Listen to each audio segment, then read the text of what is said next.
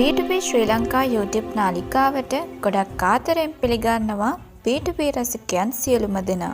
B2B චිත්‍රපට නරඹන්න කැමති ප්‍රේක්ෂකයන් වෙනුවෙන් මේ වීඩියෝ එකෙන් අපි කතා කරමු එක්කති පොතේ චින්නවාදා චිත්‍රපටය ගැන. මේ චිත්‍රපටයේ ප්‍රධාන රංගන ශිල්පියා විදිහට නිඛිල් සිද්ධාර්ථ රංගනෙන් දායක වෙලා තියෙනවා. ඒ වගේම ප්‍රධාන රංගන ශිල්පිනිය විදිහට හෙබා පටෙල් රංගනෙන් දායක වෙලා තියෙනවා. මේ වෙනකොට අපේ රසිකයන් දන්නවා අපේ පේජ් එකෙන් චිත්‍රපට නරඹීමේ හැකියාවන් පවතින බව. මේ පිළිබඳව වැඩි විස්තරයක් මම ඩිස්ක්‍රිප්ෂන් එකේ පැහැදිලිව කරුණු විදිහට වෙන්වෙන්ව පැහැදිලි කරලා තියෙනවා. මගේ channel එකත් එක්ක එකතු වෙලා ඉන්න මගේ ප්‍රේක්ෂකයන්ට පුළුවන්. මේ වීඩියෝව නරඹලා චිත්‍රපටයේ පිළිබඳව තොරතුරු ගොඩක් දැනගන්න. චිත්‍රපටය අධ්‍යක්ෂණය කරලා තියෙන්නේ වී ආනන්ද් විසින්. චිත්‍රපටය සඳහා IMDb 10න් 7.4 අගයක් ලැබිලා තියෙනවා.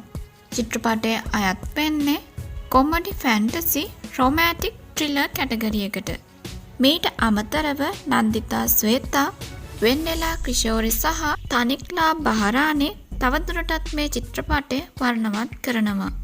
චිත්‍රපටයේ තිරගත වීම ආරම්භ වෙලා තියෙන්නේ 2016 නොවැම්බර් 18 වෙනිදා.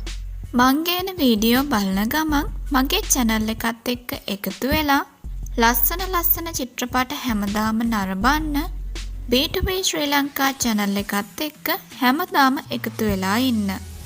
පහළ තියෙන කළු පාට subscribe button එක click කරන්නත් අමතක කරන්න එපා.